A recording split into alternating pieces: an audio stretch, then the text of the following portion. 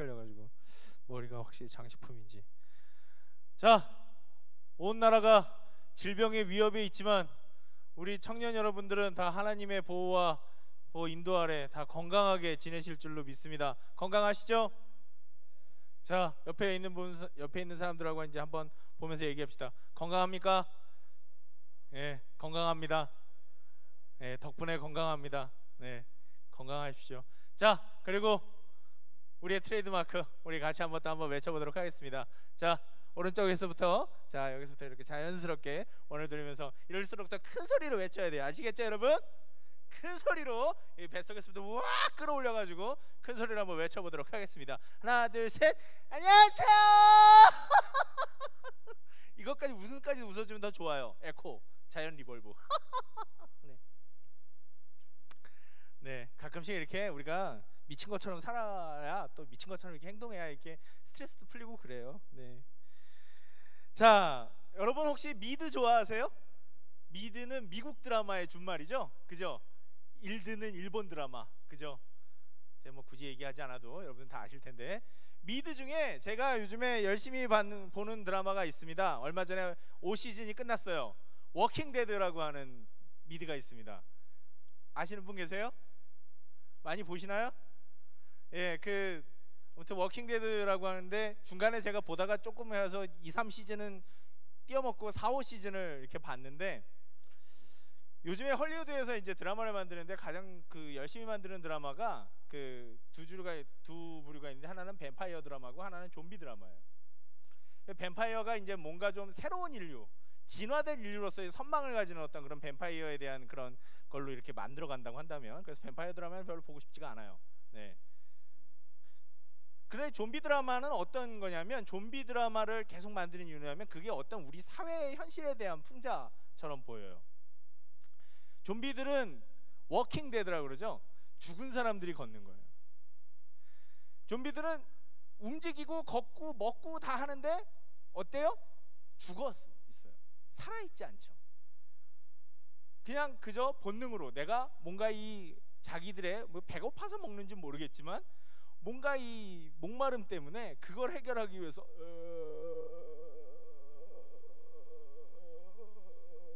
이러면서 걸어 다녀요. 그러다가 사람을 보면 막 잡아먹으려고 하죠.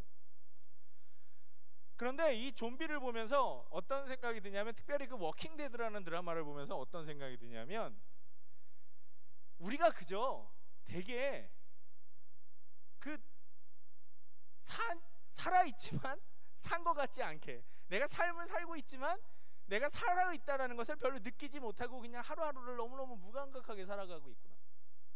하루하루를 너무 무감각하게 살아가고, 그리고 그냥 너무 아무 생각 없이 먹고 마시고 자고 일어나서 또 하고 또 할 일을 하다가 먹고 마시고 자고, 오늘 며칠이지? 몰라. 오늘 무슨 요일이니?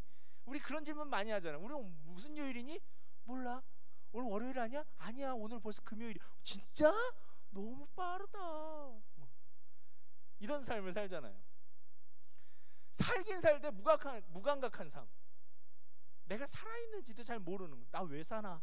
라는 그 질문이 항상 우리에게 질문을 던지고 있는, 그런 일반 군상을 좀비로 묘사하고 있는 것 같아요. 그냥 본능적으로 살아가고 있는, 그냥 뭔가에 떠밀려서 살아가고 있는. 그러면 거기 나오는 주인공들은 뭐냐? 좀 나은 사람이라기보단 그래도 나 왜 살아야 되지? 어떻게 살아야 되지?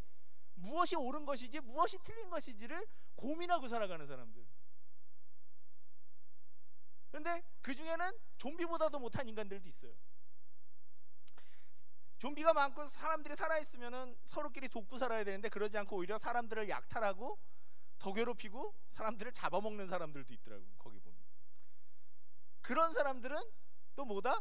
이 세상에서 오히려 그 선악의 판단 기준들을 모두 다 없애버리고 그냥 자기 하고 싶은 대로만 사는 더 그런 사람들의 모습을 보여주는, 그런 우리 삶의 지금 현대의 세태들을 좀비라는 매개체를 통해서 그렇게 보여주고 있는 것 같아서 참 그 드라마를 볼 때마다 의미심장하게 보게 돼요. 나는 지금 어떻게 살아가고 있는가?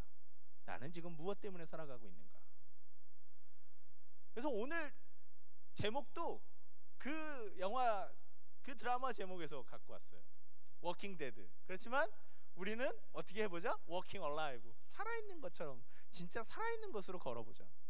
살아있는 자의 삶을 걸음을 걸어보자 라는 의미로 그렇게 이 제목을 정해봤습니다. 그런데 그 좀비 드라마는 정말 암울해요. 희망이 없어요. 도처에는 죽음뿐이고 어떤 희망을 가지고 즐겁게 산다기보다 그냥 내가 죽지 않기 위해서 발버둥을 치고 사는 그런 삶인 거죠.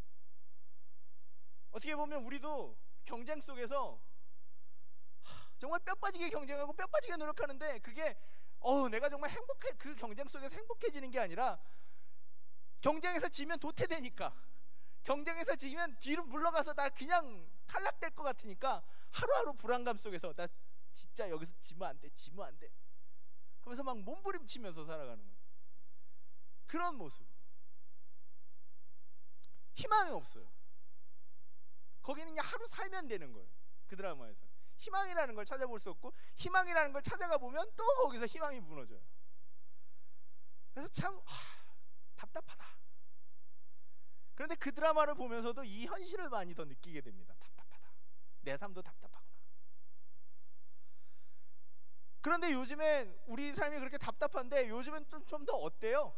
이제는 이 사는 게 안 그래도 팍팍해 죽겠는데 또 이 전염병까지 돌아가지고, 그죠?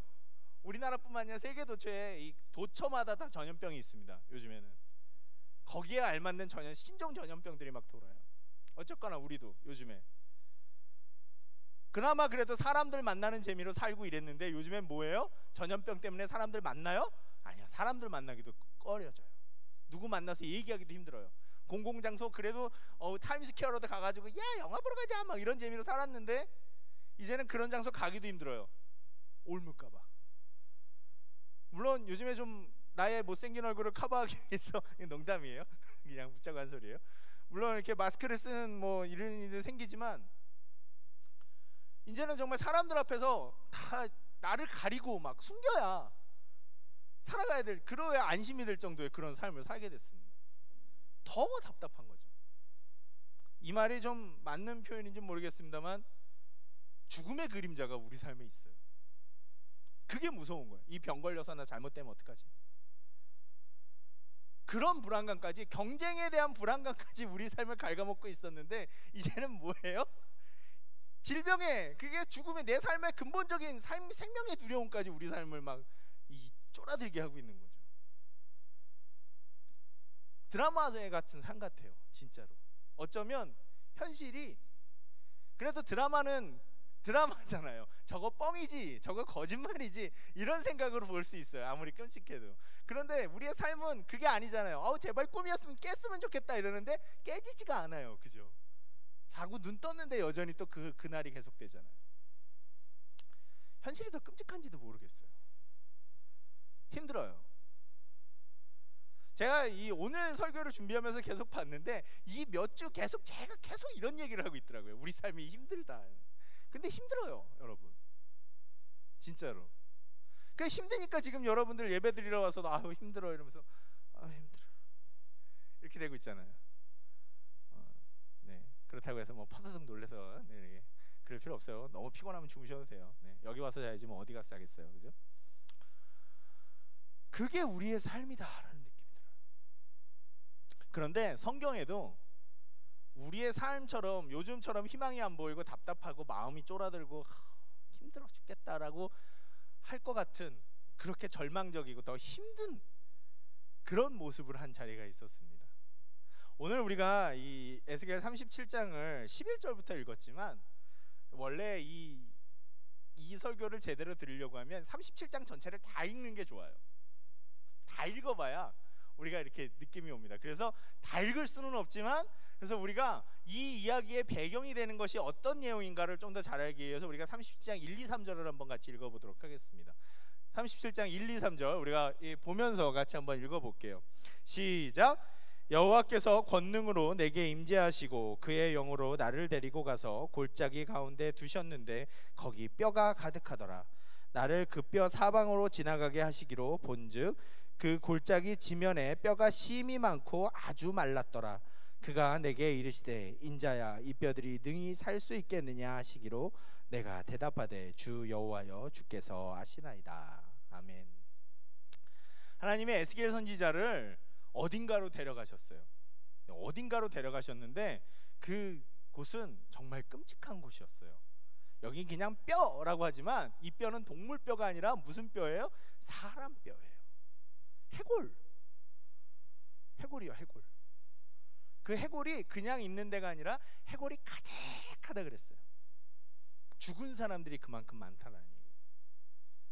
그런데 거기 있는 사람들이 금방 죽은 사람들이 아니라 뭐예요? 다 죽어서 뼈가 썩어서 이 살이 썩고 없어지고 뼈가 다 너무 오래돼서 다 메말른 뼈. 도대체 생명이라고는 찾아볼 수 없는 그런 자리.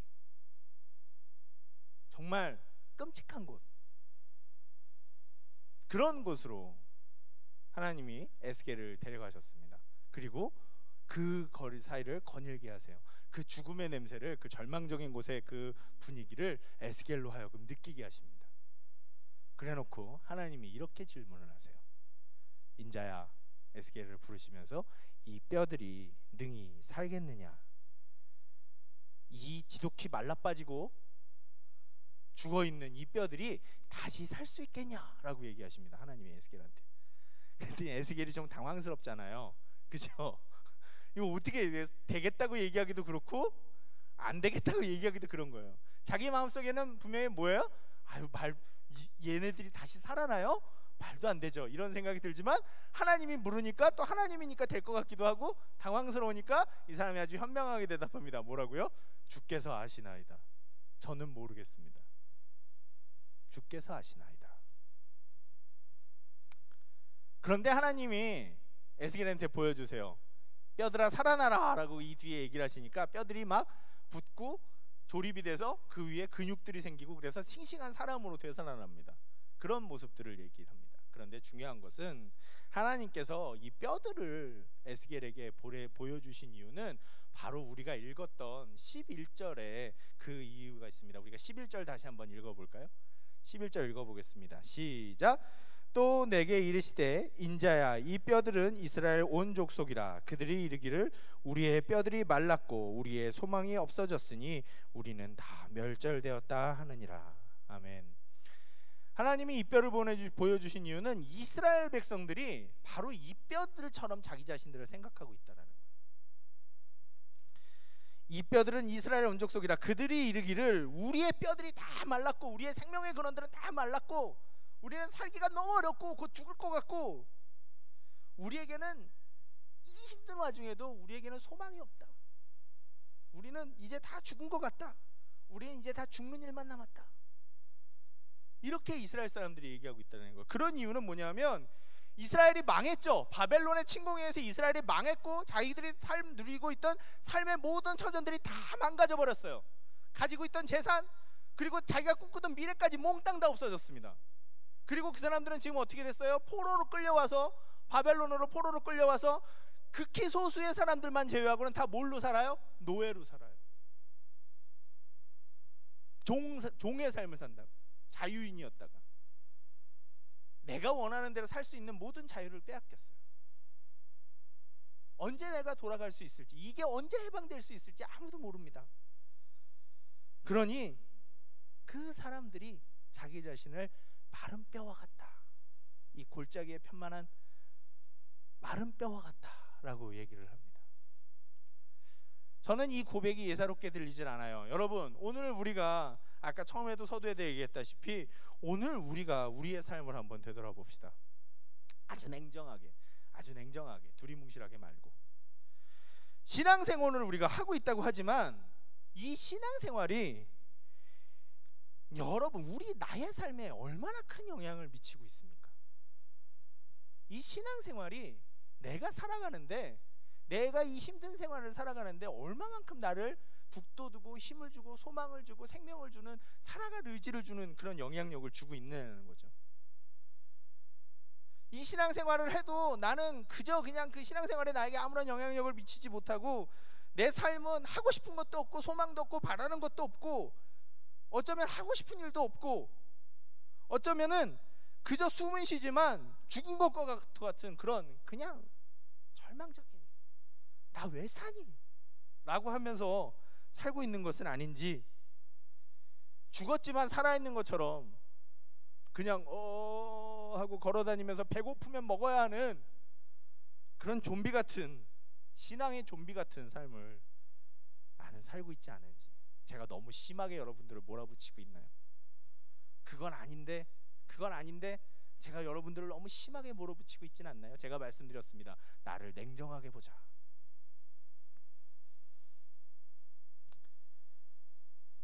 그리고 우리 청년부 공동체 역시 좀 아픕니다. 이 얘기는 상당히 아파요. 제가 하면서도 아픕니다. 우리 청년부 공동체 역시 청년부라는 껍데기는 있으되, 청년부라는 모임의 껍데기는 있어요. 우리가 한영교회 청년부로 모이고 예배도 드립니다. 집회도 하고 소그룹도 해요.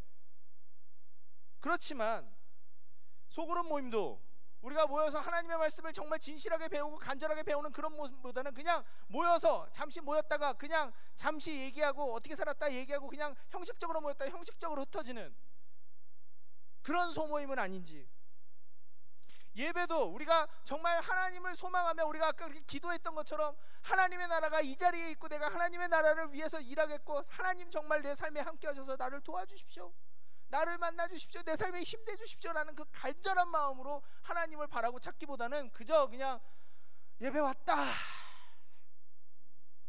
언제 끝나냐, 목사님 또 시작했네, 한 30분 열심히 하겠다, 이런 마음으로 있다가, 제가 너무 심하게 얘기하나요? 이런 마음으로 있다가 그저 예배 끝나면 예배 끝났네 가자,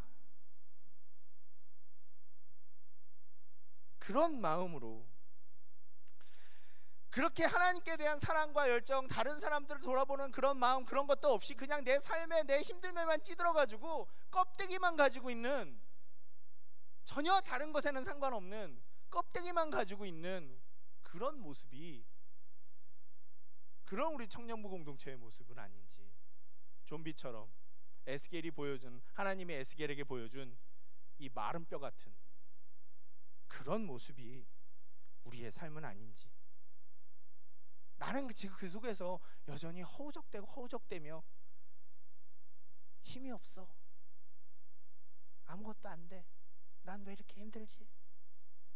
라는 그런 삶 속에만 스스로 자조하며 우리는 이제 난 이제 모르겠다 어떻게 살아야 될지도 모르겠고 답답하기만 하다, 그냥 그렇게 자조하고 그냥 자기 자신을 자학하면서 그렇게 살아가고 있는 모습은 아닌지, 워킹 얼라이브가 아니라 살아있으나 죽은 것처럼 워킹 데드의 삶을 살고 있는 것은 아닌지. 하나님은 우리에게 현실을 보여주십니다. 마른 뼈. 에스겔에게 먼저 보여주셨어요. 마른 뼈. 여러분, 나는 산뼈입니까? 마른 뼈입니까? 나는 하나님 앞에서 신앙생활을 해나가는 사람으로서 나는 살아있는 사람입니까? 죽어있는 사람입니까? 적어도 나는 신앙생활을 하면서 그 신앙생활 속에서 나는 살아있는 사람입니까? 그것으로 나는 살아갑니까? 힘을 얻습니까? 능력을 얻습니까? 아니면 그냥 그것과는 상관없이 난 여전히 무기력과 죽음 속에 허탕치는 그런 삶 속에 그렇게 살아가고 있습니까? 하나님은 먼저 그것을 보라고 말씀하십니다. 우리한테 나는 어떤 상황인가? 여러분, 수많은 자기계발 서적에서 그렇게 얘기를 합니다. 뭔가 새로운 시작을 하려고 할 때 제일 먼저 해야 되는 건 뭐라고요? 내가 어떤 상황인지 파악해야 된다고. 여러분, 다이어트 많은 사람들이 하려고 그래요. 그죠? 다이어트 많이 하려고 하는데 다이어트 시작하다가 금방 그만둬요. 왜 그런 줄 아세요? 힘들어서요. 다이어트를 할 때도요, 여러분, 체력이 필요합니다. 운동을 할 만한 체력이 필요하고 밥을 굶으면서도 그걸 유지할 만한 체력이 있어야 다이어트가 성공을 해요. 그런데 그런 거 없이 무조건 내가 살 빼자 그러고 시작하면 그걸 감당할 수 있는 체력이 없기 때문에 너무 힘들어서 나 못하겠어. 나 못하겠어 그러고 주저앉는 겁니다. 일주일 만에. 정말 다이어트를 하려고 그러면 밥을 잘 먹고 기초 체력을 먼저 만들어야 돼요. 그 기초 체력이 있어야 그 다음부터 살을 뺄 수가 있습니다. 그러니까 내가 어떤 상황인지부터 먼저 봐야 되는 거예요. 여러분은 어떤 상황입니까 지금? 뭔가 달라지고 싶고, 뭔가 새 힘을 얻고 싶고, 뭔가 내 삶의 기폭제와 그런 것들을 나를 바꾸고 싶은데 그게 안 돼요. 왜? 내가 마른 뼈 같으니까. 내가 마른 뼈 같으니까. 그런데도 그걸 잘 모르니까 내가 마른 뼈인지 아닌지 아무것도 모르고 그냥 이러고 그냥 살아가니까, 누군가 걸어가는 대로 걸어가고, 누군가 뒤로 가면 들어가고, 누군가 멈춰 있으면 멈춰 있는, 하나님과 나는, 내가 하나님을 믿는다고 얘기하는데 하나님이 뭐 어쩐 분이라고 얘기하지만 그것이 전혀 나랑 상관이 없는 삶. 일주일에 한 번 교회는 오지만 그것으로도, 교회 와서도 내가 전혀 아무것도 못 얻고 가고 그냥 오히려 짐만 되는 삶. 신앙생활이 나에게 짐이 되는 삶. 그런 삶을 우리가, 이 마른 뼈 같은 삶을 내가 살고 있지는 않은지, 그걸 우리가 먼저 가슴속에 깊이 깨닫기 시작해야 된다는 겁니다. 그래야 바꿀 마음이 생깁니다. 그래야 내가 변해야 하겠다는 생각이 듭니다. 그래야 그때 가서야 절박한 마음이 생기기 시작합니다. 내가 이대로 죽을까? 내가 이대로 내 인생을 끝낼까? 내가 이대로 내 인생을 망가뜨릴까? 그런데 그건 아니지 않습니까? 나는 살아있기 때문에 죽은 사람처럼 살 수는 없잖아요. 내가 살아있고 생명이 있고 원하는 게 있고 나는 살아가야 하는데, 내가 죽은 사람처럼 아무것도 못하고 그냥 무기력하게 살아갈 수는 없지 않습니까? 나는 살아있는데. 그렇다면 살아있는 나는 어떻게 살아갈 수 있을까요? 그래서 하나님은 에스겔에게 그 마른 뼈를 보여주시고, 너희 이스라엘 백성들이 지금 너희 스스로를 그렇게 마른 뼈처럼 여기고 모든 희망이 없어졌다라고 얘기하는데, 그게 아니다. 이제부터 내 이야기를 들어라. 그러면서 하나님께서 이제 12절과 13절, 14절을 얘기하십니다. 우리가 12절하고 14절을 읽어볼게요. 12절하고 14절. 12절부터 같이 읽어보겠습니다. 시작. 그러므로 너는 대언하여 그들에게 이르기를, 주 여호와께서 이같이 말씀하시기를, 내 백성들아, 내가 너희 무덤을 열고 너희로 거기에서 나오게 하고 이스라엘 땅으로 들어가게 하리라. 14절 읽을게요. 내가 또 내 영을 너희 속에 두어 너희가 살아나게 하고 내가 또 너희를 너희 고국 땅에 두리니 나 여호와가 이 일을 말하고 이른 줄을 너희가 알리라. 여호와의 말씀이니라.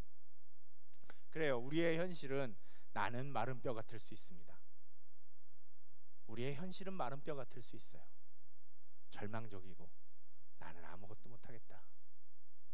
내 상황은 바뀌지 않을 것 같다. 그럴 수 있습니다.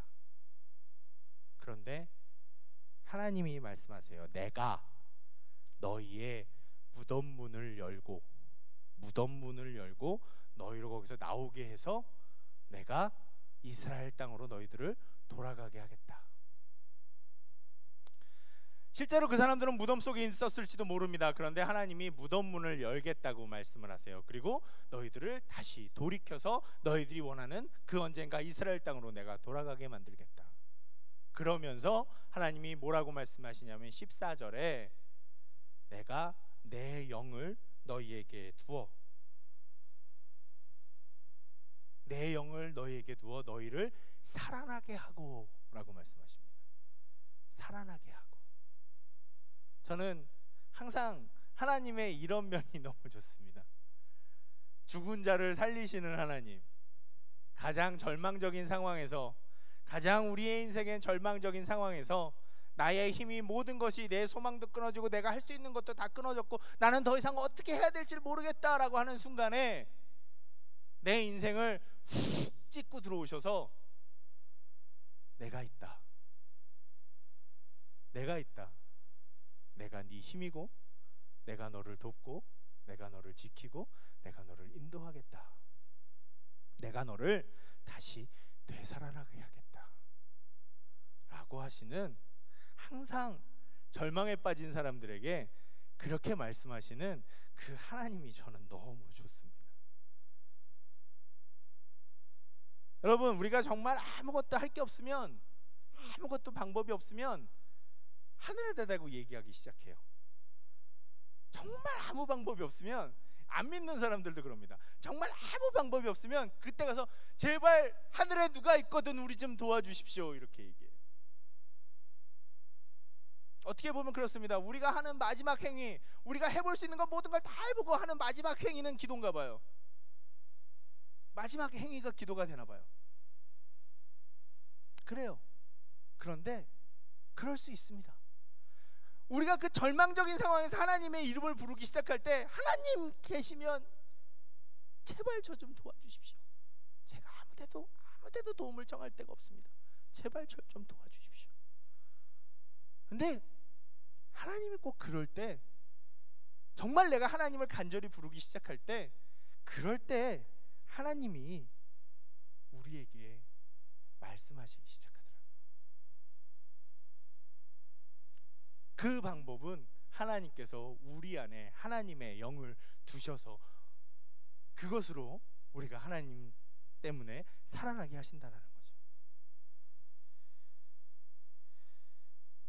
정말 우리가 마른 뼈와 같이, 이스라엘 혹은 나 자신 우리 청년부 공동체에 이런 마른 뼈와 같은 우리에게 어떤 해결책이 있을 수 있을까? 그것은 바로 하나님의 영을 우리 속에 두시는 것입니다. 우리가 하나님의 영을 우리 안에, 우리의 인생 가운데, 우리의 마음 안에 소유하는 겁니다. 그렇다면 지금 우리 안에는, 내가 이렇게 무기력하고 살아가고 있는데 지금 내 안에는 하나님의 영이 안 계신 건가? 그렇게 생각할 수가 있어요. 근데 아니에요. 하나님의 영이 내 안에 계십니다.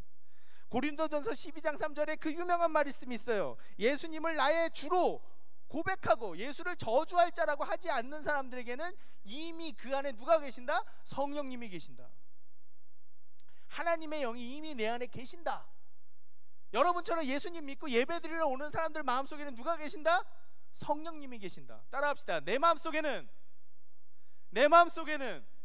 입을 벌려서 고백합시다. 내 마음속에는 성령님이 계신다. 하나님의 영이 계신다. 여러분, 그거부터 우리가 알기 시작해야 됩니다. 아, 근데 목사님, 그러면 하나님의 영이 계시면 내가 살아난다며요. 저 왜 이런가요? 그 이유는 성령님이 아무리 내 안에 계셔도 내가 그분과 개인적인 접촉을 하지 않으면, 개인적인 만남을 가지지 않으면 그분을 내가 느낄 수가 없기 때문이에요. 아무리 가까이 있어도 개인적인 이야기와 만남이 없으면 그 사람이 나에게 도움이 안 되는 겁니다. 여러분, 여기 지금 100명에 가까운 사람들이 앉아 있죠. 그렇습니까? 근데 여기 아는 사람, 내가 아는 사람 몇 명 없죠? 그죠? 여기 모르는 사람들 있죠? 그죠? 그분들하고, 내가 모르는 사람들하고 여기서 맨날 일주일에 한 번씩 만나서 예배드리지만 내가 한마디 얘기도 안 하고 그냥 모르는 척하고 서로 지나가면 그 사람이 내 인생에 관련이 있어요, 없어요? 없죠? 없잖아요. 그냥 그분은 그분의 삶이고 내 삶은 내 삶인 거잖아요.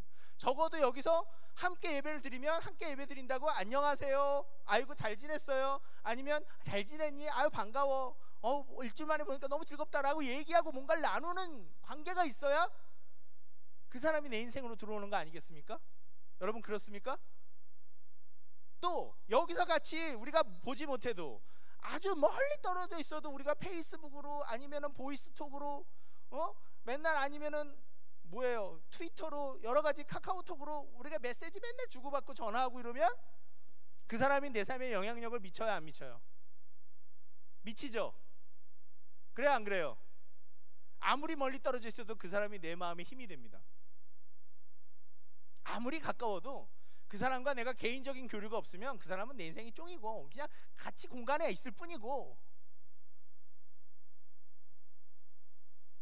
아무리 멀리 떨어져 있어도 내가 그 사람과 개인적인 만남을 가지고 있다면 그 사람은 내 인생에 큰 도움이 되고 힘이 되는 사람입니다.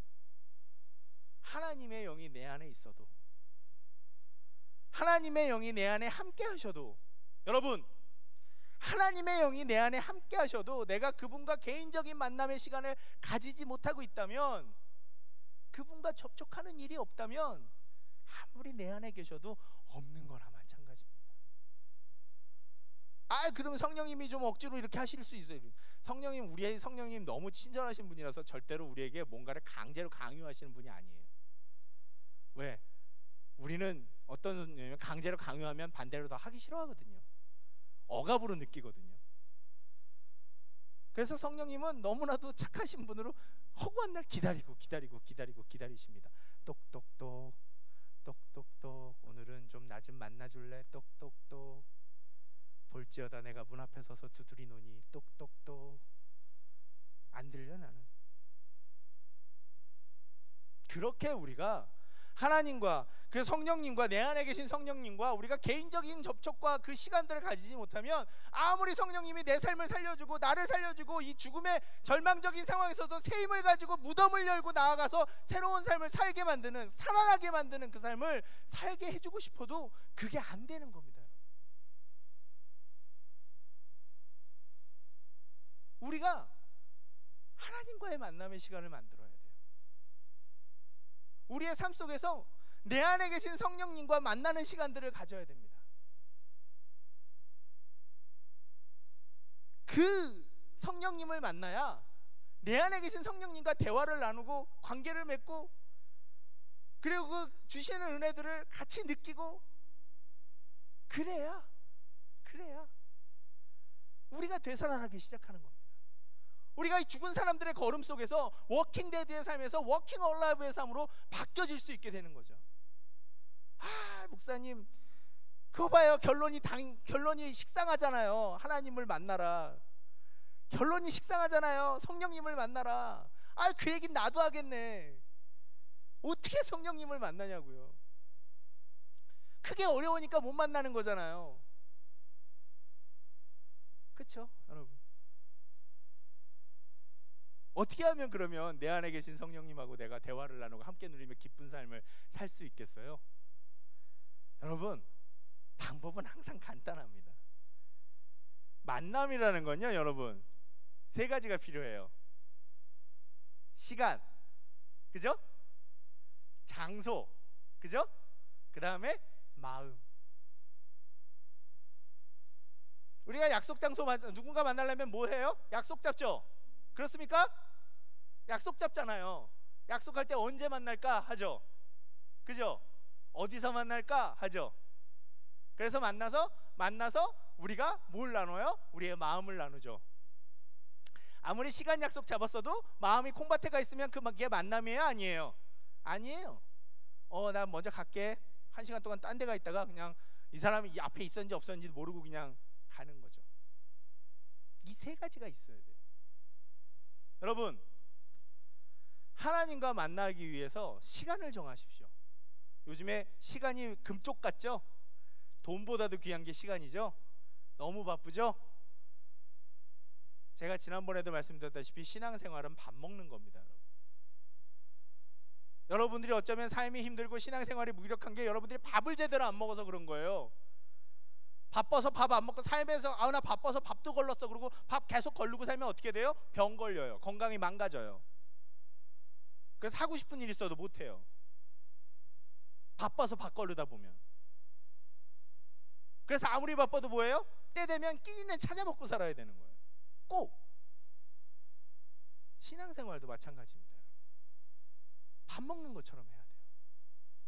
제가 이 얘기 여러 번 했는데 또 하게 됩니다. 왜? 목사님이 그러시다고 담임 목사님이 중요한 얘기는 여러 번 반복해도 된대요. 또 할 겁니다. 여러분들이 하나님 앞에서 하나님과 같이 밥 먹는 시간들을 꼭 만들어주세요. 시간을 정하십시오. 그 시간을, 아무리 바빠도 그 시간을. 왜? 내가 살아나기 위해서. 내가 살아나기 위해서. 마른 뼈처럼 살지 않기 위해서. 장소를 정하십시오. 여러분들 큐티하라 그러면 카페 가고, 큐티하라 그러면 지하철에서 하고 막 이러더라고요. 그러면 안 됩니다, 여러분. 카페 분위기 좋죠? 책 읽기 좋죠? 아니요. 카페는 산란해요. 내가 집중할 수가 없어요. 다른 사람들이 신경이 쓰여요. 하나님과 내가 1대1이 되지 않습니다. 하나님과 여러분들이 1대1이 될 수 있는 조용한 장소를 만들어 주세요. 우리 중요한 사람 만날 때 길가에서 만납니까? 여러분의 인생을 지을 때 면접관들 뭐 이런 사람들 만나, 아주 중요한 사람, 내 인생에 영향을 줄 만한 사람들 만날 때 아무 데서나 어디 오늘 그 명동 길거리 거기 어디서 만나죠? 이러고 만납니까? 그러지 않잖아요. 중요한 곳, 좋은 곳 만나서 거기서 만나서 제가 식사 한 끼 대접하겠습니다. 이러지 않습니까? 내가 하나님과 만나서 내 삶이 되살아나길 바라면 여러분, 하나님과 내가 조용히 만날 수 있는 장소를 만들어 주세요. 여러분들의 삶 속에서 시간과 장소, 그리고 마음을 하나님께 드리십시오. 시간과 장소만 만들어 놓고 마음은 딴 데 가서 나 그거 해야 되는데 이거 큐티가 그렇게 안 되냐, 말씀이 눈에 안 들어, 이 말씀이 이렇게 어려워, 나 그거 해야 되는데 해야 되는 거 많은데 해야 되는 거 많은데 해야 되는 거 많은데 해야 되는 거 많은데. 그러면 하나님이 나한테 얘기를 해도 들리겠습니까? 아니, 내가 하나님한테 뭔 얘기를 할 수 있겠습니까? 여러분, 그러면 안 돼요. 그러면 앉아 있어도 헛방입니다. 내가 되살아나기 위해서 내 안에 계신 하나님의 영을 내가 되살리고 하나님의 영으로 인해서 내가 살아나기 위해서 할 수 있는 일은 그렇게 내 안에 계신 하나님과 시간과 장소와 마음을 드리는 겁니다. 그냥 그러면서 하나님 앞에 힘듭니다라고 얘기를 하세요. 아니면 성경책을 읽으시던가, 아니면 수많은 큐티책들이 나와 있으니 그 큐티책들을 들고 하나님 앞에 이게 무슨 뜻입니까? 하나님은 나한테 오늘 뭐라고 말씀하시겠습니까? 하나님, 저 좀 제발 살려주십시오. 제가 제발 듣겠습니다. 제가 하나님 앞에 와 있습니다. 시간과 장소와 마음을 들이며 제가 하나님 앞에 와 있습니다.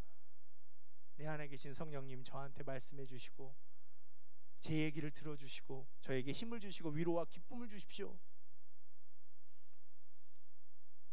그렇게 하다 보면 내 안에 계신 성령님을 우리는 만날 수 있습니다. 그거 안 해본 줄 알아요, 목사님? 그거 안 되던데. 여러분, 처음부터 잘 되던 사람이 어디 있겠습니까? 제가 여러분들한테도 이렇게 얘기할까지 저는 쉬웠겠습니까? 아니에요. 저도 어려웠어요. 저도 어려웠다고요. 저도 안 됐어요. 하다 보니 되더라고요. 잠언 8장 17절에 뭐라고 그랬는지 아세요? 나를 사랑하는 자들이 나의 사랑을 입으며 나를 간절히 찾는 자가 나를 만날 것이다. 뭐라고요? 나를 사랑하는 자들이 나의 사랑을 입으며 나를 간절히 찾는 자가 나를 만날 것이다. 여러분, 간절이라는 말이 뭔지 아세요? 이 안에 있는 내장들이 쫄아들도록 그렇게 안타깝게 찾는 걸 간절이에요. 여러분, 우리가 살아난다는데, 내 삶이 살아난다는데, 내 삶이 무기력과 절망 속에서 살아난다는데, 여러분 찾아야죠. 힘들어 못하겠어. 그냥 대충 살다 죽을래. 이거 말고 나를 사랑하는 자가, 나를 소중히 여기는 자가, 나에게서 무엇인가를 얻고 싶어하는 그 사람들이 나를 찾을 것이고 나의 사랑을 입을 것이고 나를 간절히 찾는 자가 나를 만날 것이다. 물론 이거는 잠언에서 지혜를 그렇게 찾아라라는 말이기도 하지만 그 지혜는 잠언에서 하나님과 동일하게 사용되는 말이기 때문에 그렇습니다. 나를 간절히 찾는 자가 나를 만날 것이다. 여러분, 세상의 원리는 뭐든지 그래요. 내가 원하는 건 간절히 찾게 돼 있어요. 그래야 내가 하나님을 만나고 하나님 안에서 되살아날 수 있습니다. 그리고 열왕기상 19장 12절에 열왕기상에 이제 그 엘리야가 하나님을 그 절망한 상태로, 너무나도 마음이 절망한 상태로 가서 호렙산에 가서 하나님을 만나려고 하는데 하나님이 말씀을 하신다고 그래서 기다리고 있었는데 지진이, 바람이 막 큰 바람이 일어납니다. 그런데 그 가운데서도 뭔가 대단한 일이 일어난 것 같았는데도 하나님의 목소리는 들리지 않았어요. 불이 막 일어났습니다. 그런데 그 가운데서도 지진이 먼저 일어났군요. 지진이 막 일어나서 뭔가 대단한 일이 일어날 것 같았는데 그때도 하나님의 목소리는 들리지 않았어요. 불이 막 일어났습니다. 그래도 그 속에서 하나님의 목소리는 들리지 않았어요. 그런데 그 모든 것들이 다 지나가고 조용해지니까 그 조용한 가운데서도 아주 작은 세미한 소리로 하나님의 목소리가 들리기 시작했다라고 얘기해요. 왜 하나님은 큰 소리로 얘기하지 않으시고 지진 속에서, 아니 바람 속에서, 큰 바람 속에서, 지진 속에서, 큰 물 속에서 멋들어지게 말씀하지 않으시고 왜 하나님은 다 지나가고 그 조용한 가운데서 아주 그것도 작은 소리로 말씀하셨을까요? 그건 작은 소리는 귀 기울여 드려야 들을 수 있기 때문입니다. 귀 기울여 듣는다는 건 내가 집중해서 듣는다는 겁니다. 들으려고 노력하면서 듣는다는 겁니다. 이게 무슨 소리지? 이게 무슨 소리지? 이게 무슨 소리지? 그런데 그렇게 듣는 소리는요, 내가 가장 확실하게 알아들을 수 있어요. 왕왕왕왕왕왕 거리는 소리는 무슨 소리인지 들리지 않습니다. 아무리 큰 소리라도. 그렇잖아요, 여러분. 우리가 옆에서 공사, 막 큰 공사 있는 데서 우리가 서로 얘기하려고 하면 뭐라 그래야 돼요? 뭐라고? 안 들려! 더 크게 얘기해! 아니 그래서 이랬다고! 이러면 뭐라고? 또 그러잖아요. 안 들려요. 그런데 다가와서 조용하게 귓속말을 할 때는 아무리 작은 소리라도 내가 듣고 이해하고 확실하게 알아들을 수가 있습니다. 하나님은 우리가 하나님의 목소리를 확실하게 알아듣기를 바라세요. 하나님의 목소리를 깊이 알아듣기를 바라세요. 그래서 아주 조용한 가운데, 아주 세밀한 가운데 우리가 온 신경을 집중해서 귀 기울여 듣기를 바라십니다. 그럴 때 나를 되살리는 하나님의 음성이 들리기 시작합니다. 그럴 때 이 글자로만 적혀 있었던 아무것도 아닌 것 같은 이 무거운 성경책이 살아 움직이는 글자가 되기 시작합니다. 내 삶에 힘을 주는 음성으로 들리기 시작합니다. 아니 그냥 그전에도 알았고 있었던 그 말씀들이 다시 들리기 시작합니다. 아, 이게 이 말씀이었구나. 그 말씀 앞에서 내가 울기 시작합니다. 그 말씀 앞에서 내가 새 힘을 얻기 시작합니다. 내가 그렇게 귀 기울여 듣기 시작할 때, 우리가 예배 앞에서 하나님 앞에 간절해져야 되는 이유는 다른 게 없어요, 여러분. 세밀하게 나에게 세밀한 가운데 정확하게 말씀하시는 그 하나님의 음성과 나를 만지심의 은혜를 경험하기 위해서 우리는 온갖 신경을 집중해서 하나님께로 나아가는 겁니다. 그럴 때 내 안에 두신 하나님의 영을 우리는 만날 수 있고, 그것으로 나는 다시 되살아나기 시작하고, 그럴 때 내 마른 뼈와 같은 삶은 좀비같이 걸어다니는 그 삶의 목적도 없이 무의미하게 그저 그냥 떠밀려서 살아가는 그런 내 삶은 바뀌어지기 시작할 겁니다. 제가 감히 제 인생을 걸고 여러분들께 말씀드릴 수 있습니다. 제가 여러분들의 목사로 여러분들에게 하나님의 말씀을 전하는 설교자의 자격으로 이 모든 걸 걸고 여러분들에게 말씀드릴 수 있어요. 왜? 제가 그 무의미한 인생 가운데 살다가 하나님 때문에 제가 여러분들 앞에 서서 이 이야기를 하고 있는 사람이기 때문에 그렇습니다. 너무나도 무기력하고 무의미하고 삶의 목적 없는 삶을 살다가 하나님이 저한테 그 모든 것들을 알려주시고 살아가게 해주셨어요. 그러니 여러분, 믿져야 본전이니까. 그래도 목사라고 제가 교회에서 월급 받고 이렇게 하고 있는데 제가 여러분들한테 뻘소리 하겠습니까? 제 양심을 걸고 거짓말은 아닙니다. 그러니 여러분, 마른 뼈와 같은 삶에서 우리 벗어납시다. 설교가 길었지만 용서하시고 그만큼 간절한 말이었다라고 생각해 주세요. 이번 일주일, 아니 앞으로 우리가 살아가는 동안 더 이상 마른 뼈와 같이 살지 말고 내 안에 계신 나를 살게 하시는 하나님의 영의 음성을 듣기 위해 시간과 장소와 마음을 들이며 간절하게 귀 기울여 하나님의 음성을 찾기 시작합시다. 거기에서부터 우리의 삶의 변혁이 일어나게 될 줄로 믿습니다. 부탁합니다, 여러분. 더 이상 절망과 죽음의 공포와 그런 무의미한 삶 속에서 벗어나서 생명과 희망과 기쁨의 삶을 되찾으시는 우리 청년들이 됐으면 좋겠습니다. 기도하겠습니다.